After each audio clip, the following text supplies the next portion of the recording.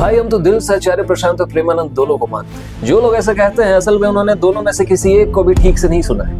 बचपन से मुझे सिखाया गया है कि पति परमेश्वर है, नारी के लिए पति से बड़ा कोई भगवान नहीं है। एक तरफ आपका गुरु प्रसाद राधे राधे है और दूसरी तरफ पति परमेश्वर। अब मैं अपना ध्यान किधर लगाऊं महाराज? पति में, पति को भगवान मानो। अगर वो आज्ञा करता है कि आपको गुरु के पास नहीं जाना तो कदापि मत आओ। जो गुरु जी ने नाम दिया है, जो मंत्र दिया है, उसका जप करो, उसी से कल्याण हो जाएगा। पति को भगवान का स्वरूप मानना ही चाहिए।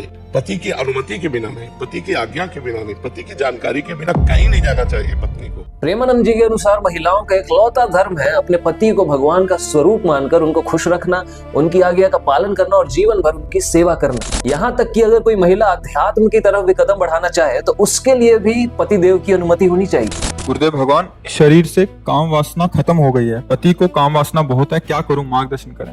पति के अनुकूल चलना चाहिए। आपका ब्रह्मचर्य उतना मान नहीं होगा जितना पति की आराधना मान होगी। तो कुल मिलाकर इनका कहना है कि महिला एक चीज है, सामान है, जिसका इस्तेमाल पुरुषों को खुश रखने के लिए किया जाना चाहिए।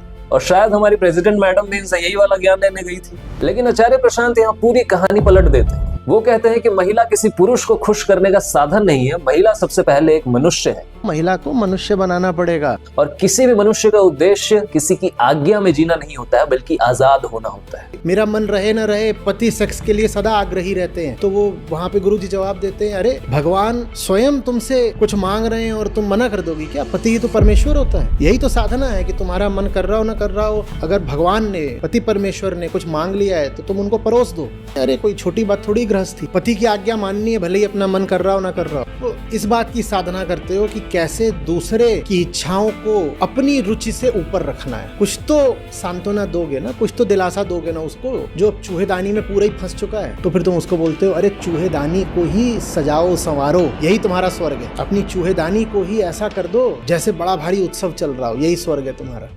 एक तरफ महिला से कहा जा रहा है कि किसी आदमी के हिसाब से जियो और दूसरी तरफ कहा जा रहा है कि होश में जियो। एक सोच महिला को बांधती है और दूसरी आजाद करना चाहती है। एक तरफ उसे बॉडी की तरह देखा जा रहा है और दूसरी तरफ कॉन्शियसनेस की तरह देखा जा रहा है। और सबसे हैरानी की बात क्या है कि जिन जगहों पर महिलाओं को बांधने की बात की जाती है वहां महिलाओं की ही भीड़ सबसे ज्यादा होती है। मतलब जिनके पंख काटे जा रहे हैं तालियां भी वही बजा रही है। तो फर्क तो दिन और रात जितना साफ है। एक तरफ महिलाओं से कहा जा रहा है कि किसी आदमी के हिसाब से जियो और दूसरी तरफ कहा जा रहा है कि अपने होश में जियो। और अगर अब भी दोनों एक जैसे लगते हैं तो फिर सीधी बात है भाई, तुम दोगले आदमी। क्योंकि एक तरफ तुम्हें आजादी भी चाहिए और दूसरी तरफ गुलामी भी प्यारी लग रही है। इसलिए फैसला कर लो, मीठा लगने वाला झूठ चाहिए या फिर हिला देने वाला सच। दोनों एक साथ नहीं चलते।